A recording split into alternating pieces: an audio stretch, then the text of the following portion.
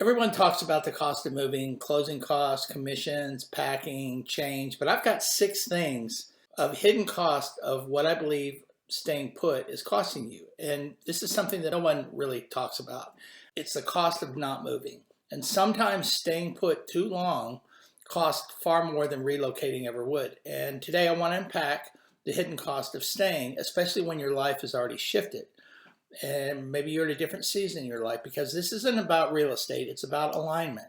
And I've worked with hundreds of homeowners over the years, and there's a pattern that I see again and again. And people don't usually regret moving, but often they regret waiting too long to move. And it has nothing to do with market timing, it's because of life timing. And let's talk about what that really means. So the first thing is the cost of a deferred lifestyle. Here's a question that most people don't ask. What is it costing me to delay the life that I actually want? Well, I mean, if you've been thinking about it, if you've been thinking about, like, I want less maintenance, or I want to live in a one-story situation, or I want to feel a more connected community, or I want to be near a lake or golf or walking trails, or something like that. They want easier travel, so that could mean a lock and leave lifestyle, or being closer to an airport that they can move about the country. And every year that you delay is a year that you don't experience that version of your life. And it's not financial, it's kind of experiential. And the time is the one asset that obviously we can never replenish. We all have the same 24 hours. The second thing I would say is the energy cost. This one is subtle. The house that you live in no longer fits your life and drains energy. And it's not dramatically, it can be quietly, but think about it. You have unused rooms, you have constant upkeep, projects that you don't even want to manage, you end up paying somebody for. Stairs, maybe you have stairs that you don't love because you got to go up and down all the time, and a yard that you feel obligated to maintain, otherwise it's just going to die on you. And when your home starts feeling like a responsibility instead of a kind of a support system or a place where you can relax, it's a cost, and it compounds, and it just gets more and more frustrating financially and psychologically. The third thing I would point out is the maintenance multiplier. Let's talk practical for a moment. Houses age, right? Roofs age, HVAC systems age, foundations will shift, especially in North Texas. Man, everybody has a foundation. I have foundation issues, and it's just a matter of time. Fences lean, appliances fail. I can't tell you how many appliances I've already replaced in the last 6 months. The longer you stay in a home that's not aligned with your next chapter, the more capital you may continue putting into maintaining something that you don't even plan to keep long term. So I've seen people shell out $60,000 to over $100,000 into a property, and then 2 years later they move.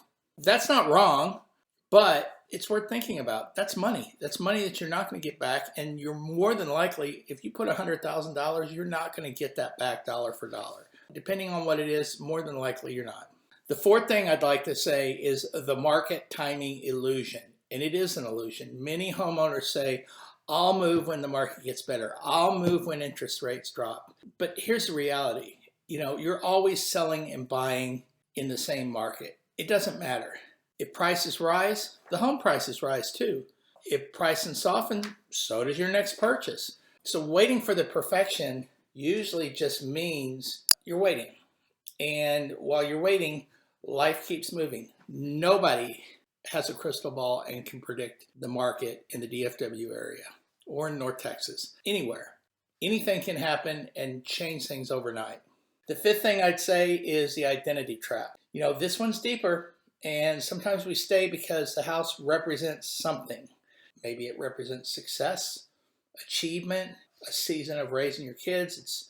It's chock full of memories that you're not ready to give up, and a version of yourself that you're very proud of. And there's really nothing wrong with that, but letting go of a house can also equate to letting go of your identity. But this is the truth. Your next chapter deserves its own space. Give your next chapter a chance. You're not losing something, you're evolving, you're changing. It's a different season in your life.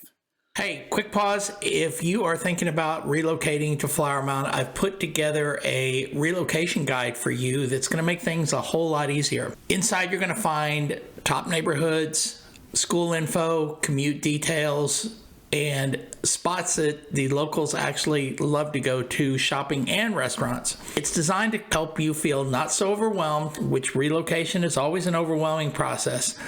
So grab your free copy. It's on the link below, and let's make your next move a smooth one. And the sixth thing I would have to say is the mobility factor, the health and mobility factor. Depending on where you are, and nobody likes to talk about this, I've had this conversation with my parents, and I'm sure maybe you have too, but it matters. And even slightly thinking stairs may be harder someday. It's very possible. Yard work might start feeling like it's something that you don't want to deal with anymore. And that's not weakness. I believe that that's wisdom. You can decide what you want to do, when you want to do it, or not do it. But making a proactive move feels different than making a reactive one. And you are a better decision maker when you're proactive as opposed to when you have to react. When I made my own move, it wasn't forced, it wasn't dramatic, but it was super intentional. I had been looking for 2 years, but I had been relaxed in my approach and knew exactly what I was looking for. And I realized that the life I wanted didn't perfectly match the home that I was in. I was just changing it.